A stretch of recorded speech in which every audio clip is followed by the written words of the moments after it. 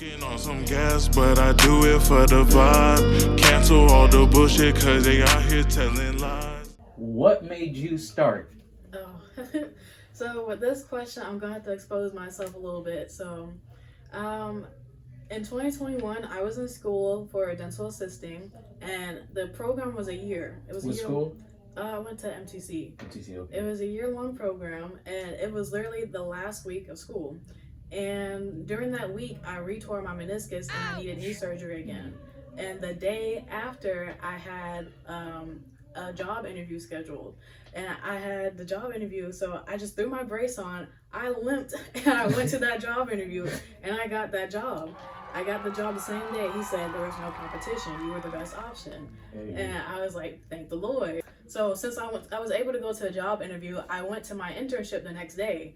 And I don't know what happened, but my knee was hurting more than it did the day before. And I guess I always try to walk on my knee because this is not the first time I injured my knee. That was my second time injuring it. And I always try to walk on it, play sports on it. I don't take care of myself. I'm really bad at that. But my knee was hurting pretty bad, and I went to my internship the next day, and I ended up having to leave early. And I made a doctor's appointment for the next day. So the next day I went to the doctor, and this is where I messed up.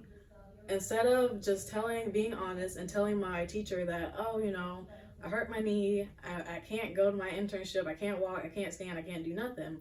I tried to be sneaky, and I went to, well, I didn't even go to the internship.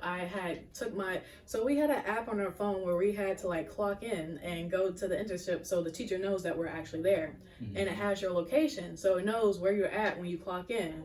So I tried to be smart, and I turned my location off, and I clocked in anyways, and I went to my doctor's appointment. And she saw that my location was off, so she's like, that's suspicious.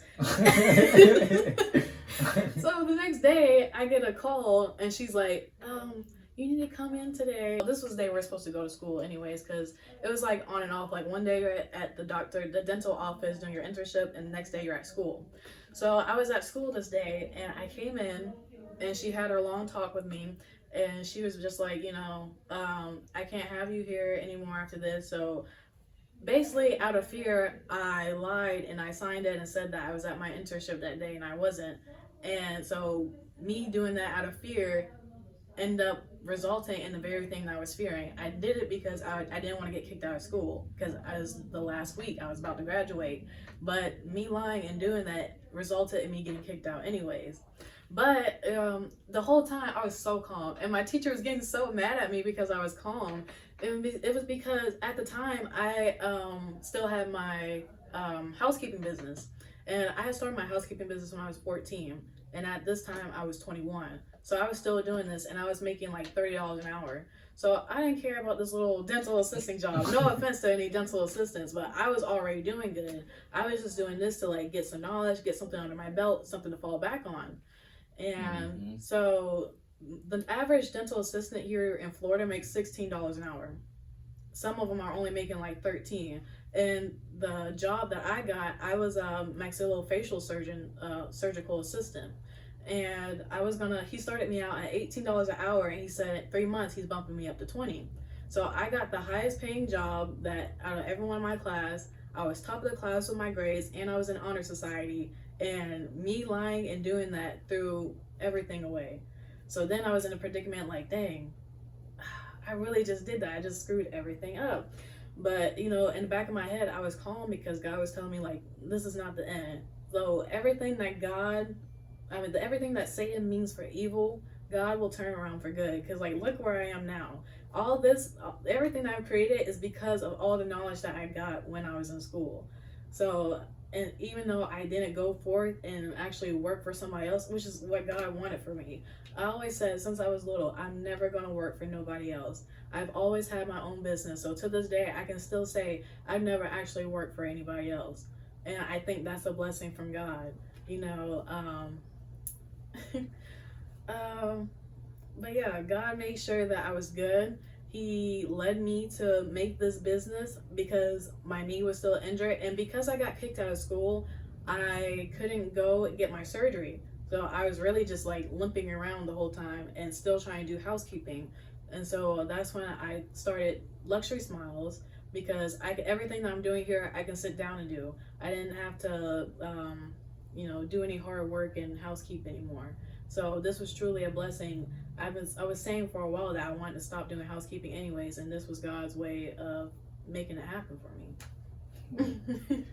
Hey, that's a good little testimony. Well, I ain't gonna say little testimony. That's a good testimony and all that. God always, He does come through and all. And it's just, as long as your faith is strong and you believe in what He says He's gonna do for you, and basically what you said, you got your office, you always told yourself you're not gonna work for anybody, and God told you that too. And look at you now, you're not even working, you're working for yourself and all that. So you came a long way, and that's a good testimony for everybody else out there that don't know where they are headed, because at the end of the day, you can't do this by yourself. No, you can't. All right, Jay. So, like we said earlier, you do teeth whitening, you are a dental drawer, and you also do teeth gems. Other than working on people's teeth, and you also said that you used to do a house cleaning business. Other than that, do you have any other skills or hobbies that you do? Yeah, I also love to draw. I love to paint. I can cook. And I also play piano. I play flute. I play clarinet and a little bit of saxophone. Oh, okay. Hey, you really don't hear that too often. The saxophone, that's tough. Right now, you look like you're in a pretty good position. I'm not gonna say that you're comfortable, because at the end of the day, comfortability is not what God wants for us. We're supposed to go through the storm. We all go in head in. But do you have any plans for the future? How old are you, by the way?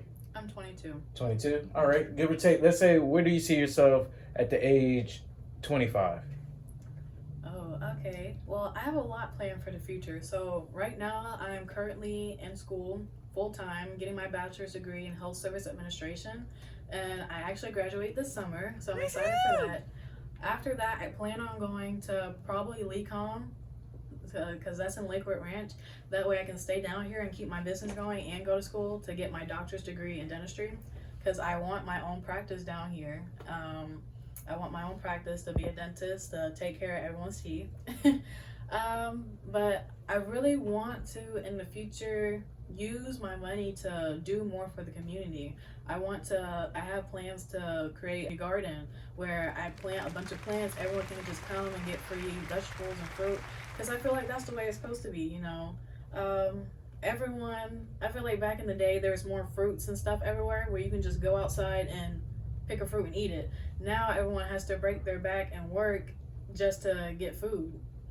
You have to go to the store to get food now. So I want to change that and make it where everyone, even if you're on hard times, you can come get you something to eat.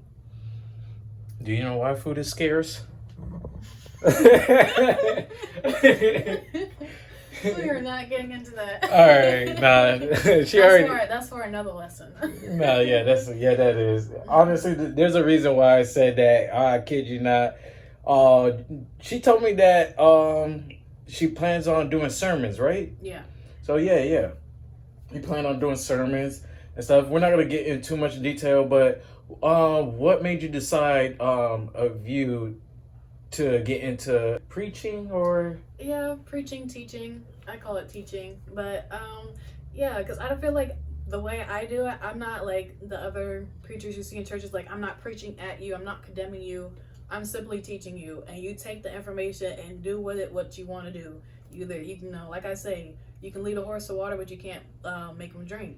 So basically what I'm doing, I'm just planting a seed. You do what you want to do with it to make that seed grow, or just leave that seed there to dry. But what made me start? So,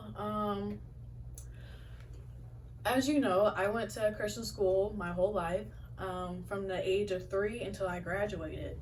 So, being there, I guess I got more of my biblical doctrine and biblical knowledge there. But I also experienced a ton of racism there. And I think that's what really pushed me closer to God, because I was really starting to get confused. I was like, oh my gosh, because they teach us that, I don't know, can I get into that on here? Yeah, go ahead. Okay, because they teach us that at the school, they taught us that Jesus was white, his people are white, and, you know, they basically made it seem like everything that was done to black people in our community as a whole was justified.